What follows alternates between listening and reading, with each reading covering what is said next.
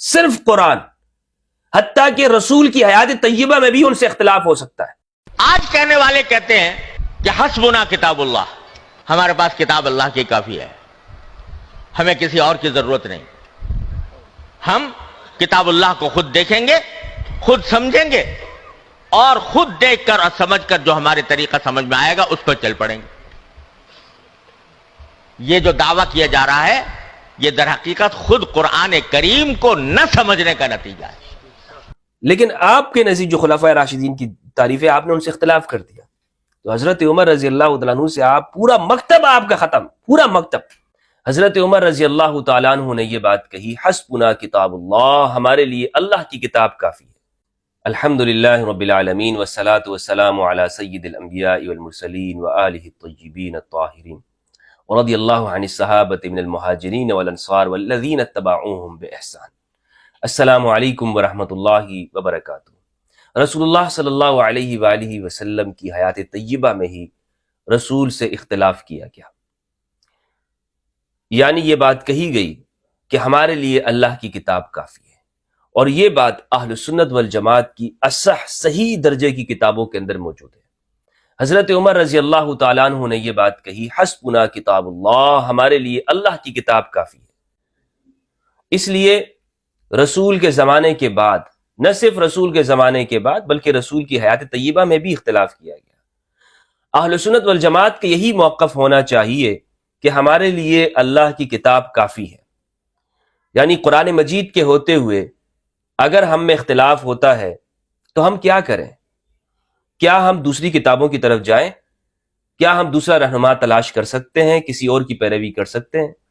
تو اہل سنت کا موقف یہ ہونا چاہیے تھا، حسبنا کتاب اللہ، ہمارے لیے اللہ کی کتاب کافی ہے، ہمیں کسی روایت کی ضرورت نہیں ہے، کسی سنت کی ہمیں ضرورت نہیں ہے۔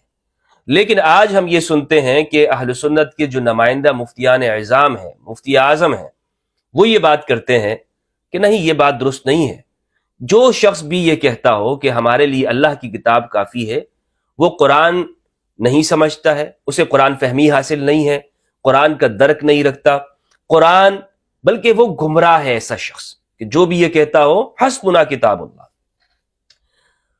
تو یہ ڈبل سٹینڈرڈ کیوں ہے؟ ہونا یہ چاہیے کہ ہمارے اہل سنت کا موقف یہ ہو کہ ہمارے لیے اللہ کی کتاب کافی ہے، سنت یا حدیث اس کی اللہ کی کتاب کے مقابلے میں کوئی حیثیت نہیں ہونی چاہیے۔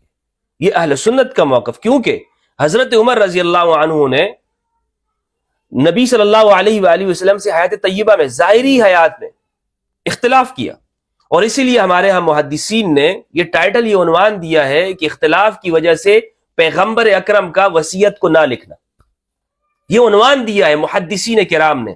اور یہ کوئی وہ محدث نہیں ہے جنہیں ہم کہیں کہ تیسرے درجے کے یا چوتھے درجے کے ہیں، شیخین جن کو کہا جاتا ہے، بخاری اور مسلم۔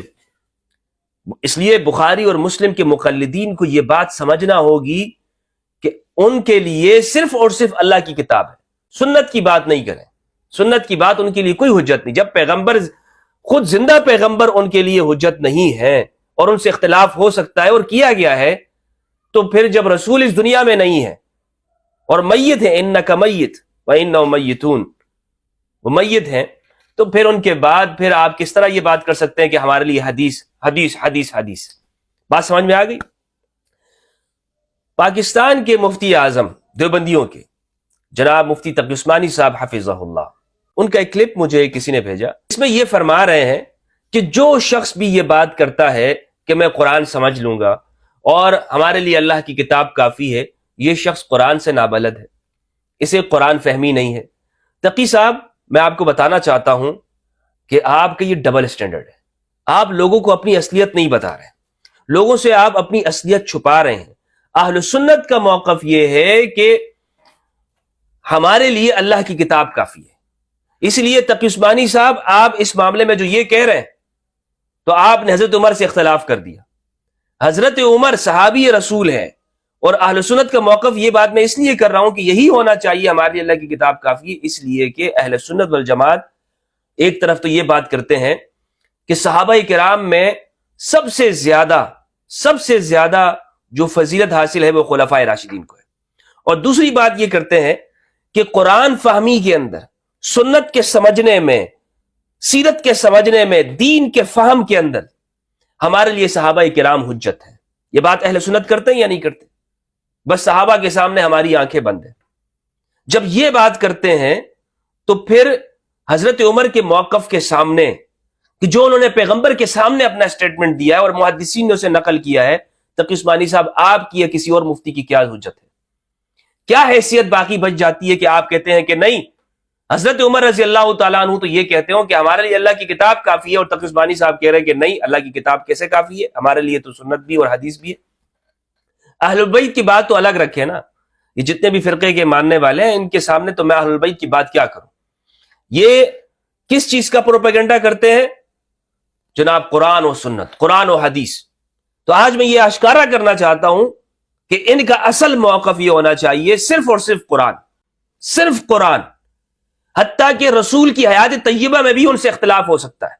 तो जब हयात तय्यबा में इख्तिलाफ हो सकता है और किया गया है, तो फिर हयात के बाद, इस दुनिया से पर्दा फरमा जाने के बाद रसूल की हदीस कैसे हुज्जत हो सकती है? ये इनका असल मौकफ होना चाहिए, और यही किताबों में लिखा हुआ है। मैं आपको हवाले पेश करना चाहता हूं, इसलिए ये ना समझे कि ये बात मैं हवाई फायरिंग कर रहा हूं। ये जो फिरकों के जाल के अंदर इन्होंने फंसाया हुआ है, कहते कुछ हैं, किताबों में कुछ लिखा हुआ है और मौकफ कुछ बयान करते हैं। ये बात कि रसूलुल्लाह से उनकी हयात में इख्तिलाफ किया गया, इस पर मैं अलग एक वीडियो बना चुका हूं हदीस किरतास के नाम से, लेकिन यहां पर मैं आपको चंद हवाले पेश करना चाहता हूं और ये बात बताना चाहता हूं कि ये बात बुखारी मुस्लिम, सिर्फ बुखारी मुस्लिम की, बाकी हर किताब के अंदर ये रिवायत मौजूद है, लेकिन बुखारी मुस्लिम के अंदर ये 9 जगहों के ऊपर है। 6 जगह पे बुखारी के अंदर मरवी है, किताबुल इल्म के अंदर है, किताबुल गज़वात के अंदर है, किताबुल वसिया के अंदर है, और जो सही मुस्लिम है उसमें 3 जगह के ऊपर ये अल्फाज, ये पूरी रिवायत मरवी है। इब्न अब्बास रज़ी अल्लाह अन्हुमा, इनसे ये रिवायत मरवी है। मुसन्नफ़ अब्दुर रज़्ज़ाक़ और दीगर जितनी भी हमारी जो अहम दर्जे की किताबें हैं उसमें ये रिवायत मौजूद है। इसलिए मैं बाकी जो किताबें उनकी रिवायतों को छोड़ते हुए बुखारी मुस्लिम को सिर्फ आपके सामने पेश करना चाहता हूँ। सही बुखारी की रिवायत है, हदीस नंबर 114 है।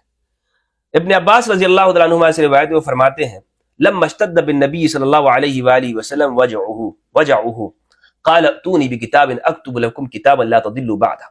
इस पर मेरी मुकम्मल वीडियो आप देख सकते हैं। यहाँ मैं मुख्तसर तौर पर बयान करना चाहता हूँ। हज़रत इब्न अब्बास ये फरमाते हैं कि जब रसूलुल्लाह सल्लल्लाहु अलैहि वआलिहि वसल्लम की मर्ज़ वफ़ात में शिद्दत हो गई तो आप सल्लल्लाहु अलैहि वआलिहि वसल्लम ने फरमाया, मेरे पास किताबत ले आओ, सामान्य किताबत ले आओ, ताकि तुम्हारे लिए एक तहरीर लिख दूं, ताकि बाद में तुम गुमराह ना हो सको, बाद में तुम लोग गुमराह ना हो सको। क़ाल उमर, हजरत उमर ने कहा, इन्न नबिय्य गलबहुल वजा, कि नबी के ऊपर तकलीफ का गलबा हो गया सल्लल्लाहु अलैहि वआलिहि, व इंदना किताबुल्लाहि हस्बुना, और हमारे पास अल्लाह की किताब है, हस्बुना काफी होनी चाहिए, अल्लाह की किताब काफी होनी चाहिए। हजरत उमर का मौक़िफ़ है। इसके बाद फिर आगे अल्फाज है, आप खुद ये पूरी रिवायत देख लें। फिर इन्होंने इख्तिलाफ किया और शोर बपा हो गया वहां पे। रसूलुल्लाह ने फरमाया, मेरे पास से उठ के चले जाओ, और फिर नबी के पास तनाज़ुर करना दुरुस्त नहीं। ये हदीस नंबर 114 है बुखारी की। दूसरी हदीस है बुखारी की, बाबू इखराजिल यहूदी मिन जज़ीरतिल अरब, अरब के जजीरे से यहूद के निकालना, ये टाइटल है, बाब है। इसकी हदीस नंबर है 3168। इस हदीस के अल्फाज उर्दू तर्जमा पेश करता हूँ। हमसे मोहम्मद इब्न सलाम ने बयान किया, आगे है इब्न अब्बास कहते हैं, जुमेरात का दिन जिक्र करते हुए हजरत इब्न अब्बास ने कहा, तुम्हें मालूम है कि जुमेरात का दिन, हाय कितना अफसोस का दिन है, हाय ये जुमेरात का दिन, ये कौन सा दिन है, उस पर अफसोस किया करते थे इब्न अब्बास रज़ियल्लाहु अन्हु। इसके बाद वो इतना रोए कि उनके आंसुओं से कंकरियां तर हो गई, यानी इतने आंसू बहे कि जमीन, फर्श के ऊपर जो मौजूद जो पत्थर थे, कंकरियां थी, वो तर हो गए। सईद ने कहा, मैंने अर्ज किया, या अबू अब्बास, जुमेरात के दिन से क्या मतलब है? उन्होंने कहा कि उसी दिन रसूलुल्लाह सल्लल्लाहु अलैहि वसल्लम की तकलीफ में शिद्दत पैदा हुई थी, और आप सल्लल्लाहु अलैहि वसल्लम ने फरमाया था कि कलम दवात ले, ताकि मैं तुम्हारे लिए कुछ लिख दूं, ताकि तुम कभी गुमराह न हो। इस पर लोगों का इख्तिलाफ हो गया, इस पर लोगों का इख्तिलाफ हो गया। ये इख्तिलाफ रसूल की जिंदगी में हुआ है, और आगे फिर पूरी वो हदीस है। इसी तरह हदीस, तीसरी जो हदीस है बुखारी की किताबुल मगाजी की, हदीस का नंबर है 4431। इसी तरह अगली जो हदीस है वो है 4432। इसके अल्फाज ये है, इब्न अब्बास कहते हैं कि रसूलुल्लाह सल्लल्लाहु अलैहि वसल्लम ने की जब वफात का वक्त करीब आया तो घर में बहुत से सहाबा मौजूद थे। نبی کریم صلی اللہ علیہ وآلہ وسلم نے ارشاد فرمایا کہ لاؤ میں تمہارے لیے ایک دستاویز لکھ دوں، کچھ لکھ کے دے دوں تاکہ میرے بعد تم گمراہ نہ ہو جاؤ، اگر تم اس پر چلتے رہے تو پھر تم گمراہ نہ ہو سکو گے۔ اس پر حضرت عمر نے کہا کہ نبی کریم صلی اللہ علیہ وآلہ وسلم پر بیماری کی سختی ہو رہی ہے، تمہارے پاس قرآن موجود ہے، ہمارے لیے تو اللہ کی کتاب ہی کافی ہے۔ عربی کے الفاظ ہیں، حضرت عمر نے کہا، رسول اللہ نے فرمایا فقال النبی صلی اللہ علیہ وآلہ وسلم ہلموا اکتب لکم کتابا لا تضلوا بعدہ، پیغمبر یہ فرما رہے ہیں کہ لے آؤ میرے پاس، میں تمہارے لیے کتاب لکھ دوں تاکہ تم کبھی گمراہ نہ ہو، ضمانت دے رہے ہیں۔ اور اس میں واقعاً رسول اللہ جو لکھنا چاہ رہے تھے وہ کون سی ضمانت؟ وہ غدیر خم والی ضمانت، اس لیے کہ دونوں الفاظ ایک جیسے ملتے ہیں، یعنی وہاں حدیث ثقلین حدیث غدیر میں فرمایا کہ میں تمہارے درمیان میں کتاب اور عطرت چھوڑ کے جا رہا ہوں، تم کبھی گمراہ نہیں ہوگے جب تک کہ ان کی پیروی کرو گے، اور اس حدیث میں فرمایا کہ میرے پاس دستاویز میں تمہیں لکھنا چاہتا ہوں تاکہ تم میرے بعد کبھی گمراہ نہ ہو، تو دونوں کے جو مفاہیم ہیں وہ ملتے جلتے ہیں۔ تو جب رسول اللہ نے یہ فرمایا میں تمہارے لیے لکھنا چاہتا ہوں وصیت، تو کچھ لوگوں نے کہا کہ رسول اللہ کے اوپر تکلیف کا غلبہ ہو گیا ہے، اور تمہارے پاس قرآن موجود ہے، حسبنا کتاب اللہ، ہمارے لیے اللہ کی کتاب کافی ہے۔ یعنی جتنی بھی روایات ہیں اس میں یہی بات ہے کہ پیغمبر کے سامنے ہوتے ہوئے یہ کہا جا رہا ہے کہ ہمارے لیے اللہ کی کتاب کافی ہے، ہمارے لیے اللہ کی کتاب۔ یعنی یہ سوچئے یہ جو بات ہے، یہ لوگ جو کہتے ہیں نا اہل الحدیث، ہم حدیث کے ماننے والے ہیں، حدیث کے اوپر چلیں گے، حدیث کے اوپر، او بھائی حضرت عمر حدیث سنت سامنے موجود ہے، سراپا سنت، خاتم النبیین موجود ہے، ان سے اختلاف ہو رہا ہے، تو پھر آپ کے لیے حدیث کیسے حجت ہے؟ کیسے، کس زبان سے آپ کہتے ہیں کہ ہمارے لیے ہم حدیث والے؟ یا تو بخاری کو مانو، حضرت عمر کو مانو، اور یا ان سب سے ہاتھ اٹھا لو۔ اور میں نے آپ کو کہا ہے کہ آپ صحابہ میں سب سے زیادہ حضرت عمر کو افضل مانتے ہیں، تو اسی لیے ان کے پیچھے آپ کو چلنا ہے۔ اور دوسرا جو آپ یہ کہتے ہیں کہ ہمیں جو دین پہنچا ہے وہ صحابہ کے ذریعے اور ہمیں ان کی پیروی کرنی ہے ہر حال میں، اور ان کے سامنے ہماری آنکھیں بند ہیں، تو پھر ان کی بتائی ہوئی بات کو مانو کہ جس طرح وہ دین کو بیان کر، وہ تو ایسے دین بیان کر رہے ہیں۔ اسی لیے آپ نے دیکھا ہوگا کہ جو روایات ہیں، اور محدثین نے اس کو لکھا ہے، ناصر حسن گیلانی رحمہ اللہ نے تدوین حدیث کتاب لکھی، اس میں انہوں نے بتایا ہے کہ صحابہ کرام کس صحابی کے زمانے میں روایات کیوں کم ہیں، اور حضرت ابوبکر رضی اللہ عنہ کے زمانے میں جو انہوں نے روایات کا صحیفہ جلا دیا تھا، ذہبی نے اس کو لکھا ہے اور محدثین نے اس کو بیان کیا ہے، پریشان تھے، میں اس کو کئی جگہ پہ بیان کر چکا ہوں۔ حضرت عمر کے زمانے میں ابو ہریرہ رضی اللہ تعالیٰ عنہ کو حدیث بیان کرنے کے اوپر پٹائی ہوتی تھی، ابو ہریرہ کہا کرتے تھے، وہ بعد میں وہ معاویہ بن ابی سفیان کے خیمے میں جا کر شام میں حضرت ابو ہریرہ روایات بیان کرتے تھے، اور رات کو بیٹھتے تھے اور صبح تک بیان کرتے تھے۔ یہ تو انہیں معاویہ بن ابی سفیان کے زمانے میں روایات بیان کرنے کی اجازت ملی، ورنہ حضرت عمر کے زمانے میں ابو ہریرہ ہوتے اور یہ روایتیں اس طرح بیان کرتے، کئی مرتبہ ان کو مارا گیا، زخمی کیا گیا، حضرت ابو ہریرہ رضی اللہ تعالیٰ عنہ کو۔ حضرت عمر منع کرتے تھے روایات بیان کرنے کے اوپر، تو اور حضرت عثمان کے زمانے میں بھی روایات، صرف اور صرف مولا علی واحد ہے کہ جن کے زمانے میں روایات زیادہ بیان کی گئی، اور یہی آپ دیکھ لیں کہ اہل حدیث ہو یا اہل سنت ہو، وہاں پر ہم روایات کم لیتے۔ یہ عجیب بات نہیں ہے کہ جس زمانے میں روایت سب سے زیادہ بیان کی گئی اس زمانے کی روایتیں نہیں ہیں، اور جس زمانے میں روایتوں پر پابندی تھی اسی زمانے کے اوپر جناب فضائل بھی ہیں اور زمانے کی روایتیں بھی ہیں۔ تو یہ روایت کا نمبر تھا 4432۔ حضرت عمر نے کہا کہ نہیں، ہمارے لیے اللہ کی کتاب کافی ہے، تو یہ اختلاف ہوا، بلکہ جھگڑا ہوا ہے، واختصموا، پیغمبر کے ہوتے ہوئے جھگڑا ہوا ہے، آپس میں جھگڑے ہیں، اور جلیل القدر صحابہ جو یہاں پر موجود ہیں وہ آپس میں جھگڑا، ان کا اختصام ہوا ہے، ایک دوسرے کے ساتھ جھگڑے ہیں۔ اور اس میں جو مولا علی علیہ السلام ان کا جو موقف تھا وہ یہ ہے کہ رسول اللہ صلی اللہ علیہ وآلہ وسلم کو قلم دوات قریب کر دینا چاہیے اور لکھ دینا چاہیے، اور یہ ہمیں روایات میں موجود نہیں کہ اس موقع پر امام علی موجود تھے یا نہیں ہے، یہ روایات میں نہیں ہے، لیکن جو وہاں پر دیگر لوگ موجود ہیں، دو گروہ ہو گئے تھے۔ ایک گروہ وہ یہ کہتا تھا نہیں، لکھنے کی ضرورت نہیں ہے، ہمارے لیے اللہ کی کتاب کافی ہے، اور دوسرا گروہ یہ کہتا تھا کہ نہیں، قلم دوات دے دینی چاہیے۔ تو جب ان کا آپس میں اختلاف ہو گیا اور پیغمبر کے ہوتے ہوئے ہوا، تو پھر رسول اللہ نے ان سے وہ نعمت چھین لی۔ اگر رسول اللہ وہ وصیت لکھوا دیتے اور لکھوانے دی جاتی تو آج امت کا یہ حال نہ ہوتا۔ بلا شک و شبہ رسول اللہ نے گارنٹی دی، ضمانت دی کہ میرے بعد تم گمراہ نہیں ہوگے، کوئی فرقہ نہ بنتا اگر رسول اللہ صلی اللہ علیہ وآلہ وسلم کو وصیت لکھنے دی جاتی، کوئی فرقہ نہ بنتا۔ کوئی اختلاف نہ ہوتا اس امت کی گردنیں نہ کٹتی، سر تن سے جدا نہ ہوتے، اور یہ امت ترقی کی جانب ہوتی اگر وہ وصیت لکھوا دی جانب۔ حدیث نمبر، اگلی حدیث بخاری کی ہے، باب کراہیت الخلاف، اختلاف کا ناپسند ہونا، یہ چیپٹر ہے اور یہ باب ہے۔ کتاب کا نام ہے الاعتصام بالکتاب والسنہ، اور باب کا نام ہے کراہیت الاختلاف، اختلاف کا ناپسندیدہ ہونا۔ حدیث نمبر ہے 7366، 7366، بلکہ میں یہیں سے بتا دیتا ہوں۔ اور وہی حدیث ہے، اس میں ابن عباس کہتے ہیں کہ جب رسول اللہ صلی اللہ علیہ وآلہ وسلم پر تکلیف کا غلبہ ہوا تو آپ نے فرمایا کہ میرے پاس قلم دوات لے، میں تمہیں کتاب لکھ کے دے دوں تاکہ تم میرے بعد کبھی گمراہ ہو۔ حضرت عمر نے کہا کہ پیغمبر پر تکلیف ہے، ہمارے لیے اللہ کی کتاب کافی ہے۔ اچھا، کتاب الجہاد والسیر کی روایت ہے، اور اس کے اندر ہے باب هل یستشفع الی اہل الذمۃ ومعاملتهم، ذمیوں کی سفارش اور ان سے کیسا معاملہ کیا جائے۔ حدیث نمبر ہے 3053، اس میں بھی یہی بات ہے کہ رسول اللہ صلی اللہ علیہ وآلہ وسلم نے کہا فرمایا، اور کچھ لوگوں نے کہا حجر رسول اللہ صلی اللہ علیہ وآلہ وسلم، رسول اللہ نے حجرہ کے معنی بڑے خطرناک ہیں۔ حجرہ کے جو معنی ہیں کہ اس کے معنی یعنی رسول اللہ صلی اللہ علیہ وآلہ وسلم،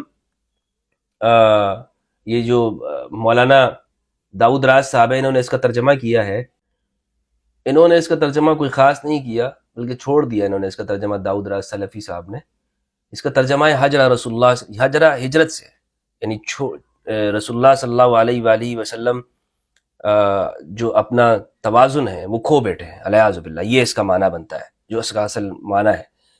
یہ جس نے بھی یہ بات کہی ہے یہ بڑی خطرناک بات ہے۔ قال دعونی فالذی انا فیہ خیر مما تدعونی الیہ واوصى عند موتی بثلاث، تو آپ نے فرمایا کہ چھوڑ دو مجھے، جس چیز کی طرف تم مجھے بلاتے ہو اس سے میں بہتر ہوں کہ میں جس حالت میں ہوں۔ پھر آپ صلی اللہ علیہ وآلہ وسلم نے 3 وصیتیں فرمائی تھی، مشرکین کو جزیرہ عرب سے باہر کر دینا، دوسرے یہ کہ وفود سے ایسا ہی سلوک کرتے رہنا جیسے میں کرتا ہوں، تیسری بات وہ کہتے ہیں میں بھول گیا، راوی کہتے تیسری بات میں بھول گیا۔ یعنی یہ کیسے دین پہنچانا ہوا کہ جو آگے راوی جو ہیں ابن عباس نہیں کہہ رہے ہیں، یہ جو ابن عباس سے جنہوں نے یہ روایت سنی ہے، سعید بن جبیر، وہ انہوں نے آگے پھر اس کو بیان نہیں کیا ہے، یا بخاری کے جو استاد ہیں وغیرہ۔ تو بہرحال اس سے یہ معلوم ہوا کہ رسول اللہ صلی اللہ علیہ وآلہ وسلم سے اختلاف کیا گیا۔ اگلی جو روایت ہے وہ ہے صحیح مسلم کی روایت، باب ترک الوصیۃ لمن لیس له شیء یوصی فیہ۔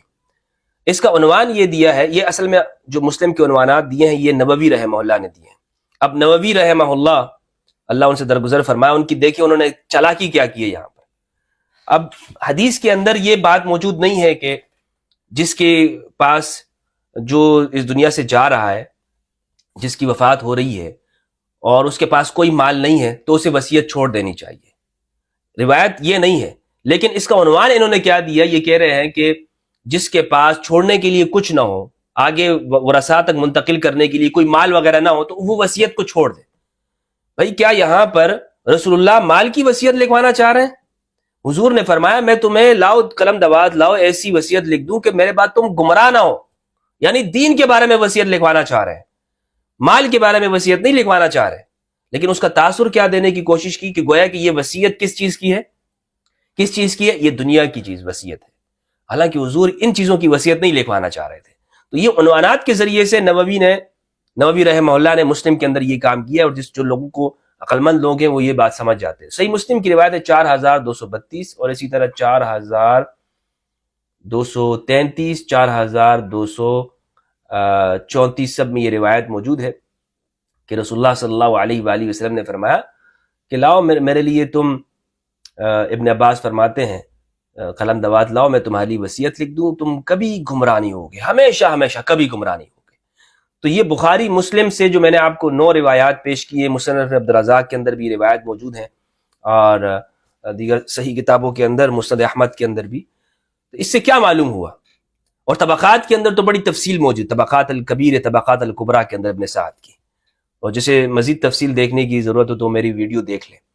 اس روایت سے یہ بات معلوم ہوئی کہ تقی عثمانی صاحب، آپ کا یہ کہنا کہ جو شخص یہ بات کرتا ہے کہ ہمارے لیے اللہ کی کتاب کافی، آپ حضرت عمر سے اختلاف کر رہے ہو، اس لیے آپ رافضی ہو گئے، اور جو شخص صحابہ سے اختلاف کرتا ہے آپ ہی کی بنائی ہوئی تعریف کے مطابق، اور خلفائے راشدین میں سے، میرے نزدیک تو خلفائے راشدین کی الگ ایک تعریف ہے، لیکن آپ کے نزدیک جو خلفائے راشدین کی تعریف ہے آپ نے ان سے اختلاف کر دیا، تو حضرت عمر رضی اللہ تعالیٰ عنہ سے آپ پورا مکتب آپ کا ختم، پورا مکتب ختم ہے۔ آج کے بعد آپ نے یہ نہیں کہنا کہ ہم اہل الحدیث ہیں، ہم اہل سنت ہیں، نہیں، آپ نے یہ کہنا ہے کہ ہم حضرت عمر کے ماننے والے ہیں، ہم اصحاب عمر ہیں، ہم حضرت عمر کے پیچھے چلنے والے ہیں۔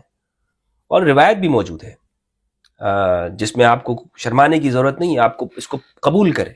آپ شرماتے کیوں ہیں لوگوں کے سامنے؟ یا تو آپ فتویٰ لگائیں کہ حضرت عمر نے یہ بات غلط کی، حسبنا کتاب اللہ، کوئی موجود ہے آپ کی جانب سے؟ اللہ سبحانہ وتعالیٰ سے دعا ہے کہ پروردگار ہمیں قرآن مجید میں تدبر کرنے اور اہل بیت کی معرفت عطا فرمائے۔ السلام علیکم ورحمۃ اللہ۔